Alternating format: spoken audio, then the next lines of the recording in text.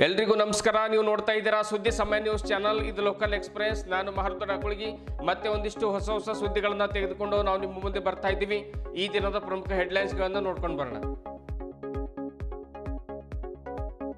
ನಗರದಾದ್ಯಂತ ಬಕ್ರೀದ್ ಹಬ್ಬದ ಸಂಭ್ರಮದಲ್ಲಿ ಇಸ್ಲಾಂ ಬಾಂಧವರು ನಗರದ ಈದ್ಗಾ ಮೈದಾನದಲ್ಲಿ ನಮಾಜ್ ಪ್ರಾರ್ಥನೆ ಮಾಡಿದ ಸಾವಿರಾರು ಮುಸ್ಲಿಂ ಬಂಧುಗಳು.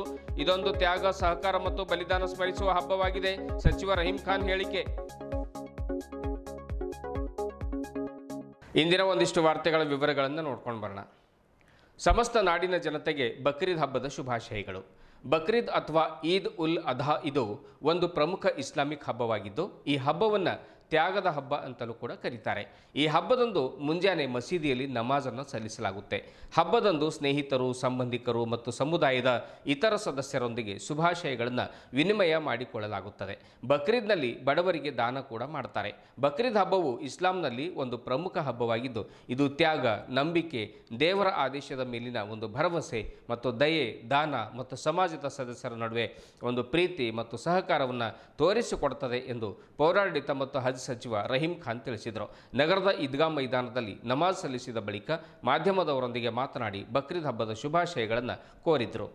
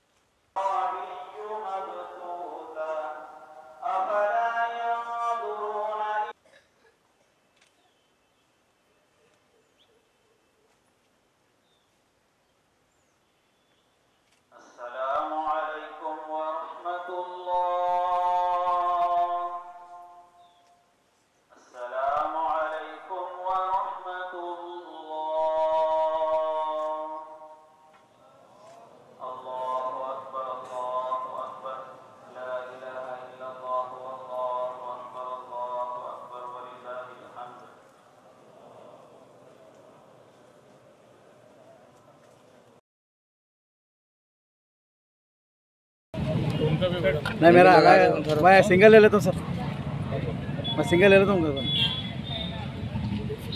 बकरीद ईद की मैं सभी इधर की जनता को बहुत बहुत मुबारकबाद देता हूँ।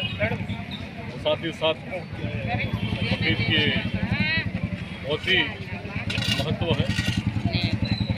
बकरीद में हम सब लोग ढेर सारी खुशियाँ बाँटें। इसमें कुर्बानी दी जाती है। जानवर के साथ इंसान भी अपने आप को हर चीज़ में कुर्बानी देना चाहिए। लोगों से मोहब्बत, प्यार, अपने नफ्स और गलत इरादों को, हसद, जलस को, लोगों के बारे में गलत सोच को, लोगों को तकलीफ़ देने के बारे में, ये सभी चीज़ की कुर्बानी है। तो खुदा से हमारी सब लोगों के लिए यही दुआ है कि हम सबको सभी जितने लोग हमारे भारत देश में रहते हैं, सभी को प्यार, मोहब्बत, अमन, खुशियाँ और अच्छे इरादे के लिए दुआ की गई है। तो इंशाअल्लाह हम सब मिलकर अच्छा काम करें।